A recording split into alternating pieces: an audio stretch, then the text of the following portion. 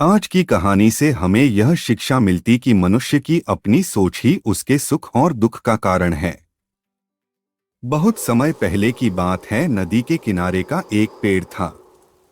पहाड़ों से उतरती नदी पूरे वेग से बह रही थी कि अचानक पेड़ से दो पत्ते नदी में आ गिरे।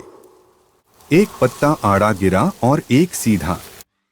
जो आड़ा गिरा वह अड़ गया, कहने लगा, आज चाहे जो हो जाए मैं इस नदी को रोक कर ही रहूंगा, चाहे मेरी जान ही क्यों न चली जाए, मैं इसे आगे नहीं बढ़ने दूंगा। वह जोर जोर से चिल्लाने लगा, रुक जा नदी, अब तू और आगे नहीं बढ़ सकती, मैं तुझे यहीं रोक दूंगा।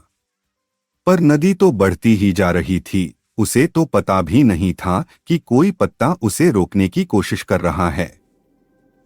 पर पत्ते की तो जान पर बन आई थी। वो लगातार संघर्ष कर रहा था, नहीं जानता था कि बिना लड़े भी वही पहुंचेगा जहां लड़कर, थककर, हारकर पहुंचेगा।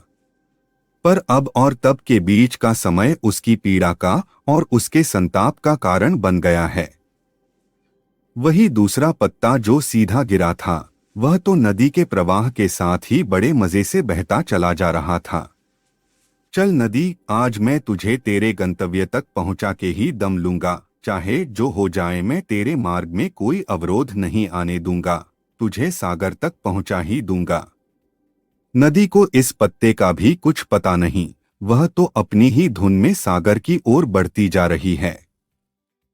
पर पत्ता तो आनंदित है, वह तो यही समझ रहा है कि वही नदी को अपने साथ बहाए ले जा रहा है। आड़े पत्ते की तरह सीधा पत्ता भी नहीं जानता था कि चाहे वो नदी का साथ दे या नहीं, नदी तो वहीं पहुंचेगी जहां उसे पहुंचना है। पर अब और तब के बीच का समय उसके सुख का और उसके आनंद का काल बन गया है। जो पत्ता नदी से लड़ रहा है, उसे रोक रहा है, उसकी जीत का कोई उपाय संभव नहीं है, और जो पत्ता नदी को बहाए जा रहा है, उसकी हार का भी कोई उपाय संभव नहीं है।